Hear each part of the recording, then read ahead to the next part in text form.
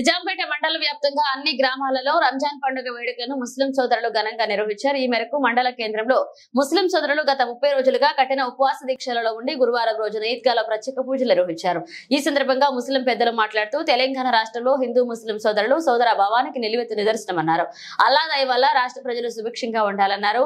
మండల గ్రామ ప్రజా ప్రతినిధులకు అధికారులకు రంజాన్ శుభాకాంక్షలు తెలియజేశారు. ఈ కార్యక్రమంలో ముస్లిం మత పెద్దలు జనాబ్ తలాహా, మాజీ కోఆప్షన్ సభ్యులు అబ్దుల్ అజీజ్, మైనుద్దీన్, ఇక్బాల్, ఫాజిల్, సిద్దిక్, నసిరుద్దీన్, ఇబ్రహీం, రియాజ్, సోహెల్, మీర్జా, మోయిన్, ఫిరోజ్, షాబుద్దీన్, అఫ్జల్, పాషాబాయ్ పాల్గొన్నారు.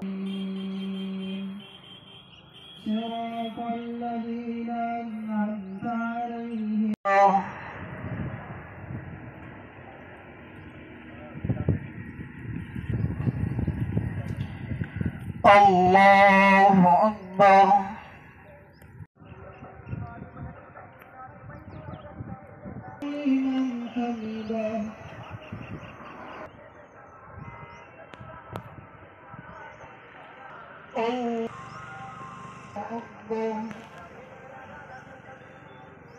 अल्लाह का करम हुआ, एहसान हुआ कि अल्लाह पाक ने हमें ईद नसीब फरमाई।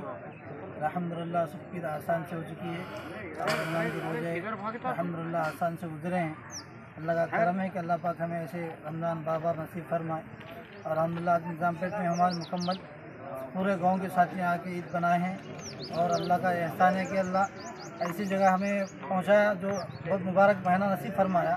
इसकी बरकत से अल्लाह हमें हमेशा तंदुरुस्ती सेहत अता फरमाए।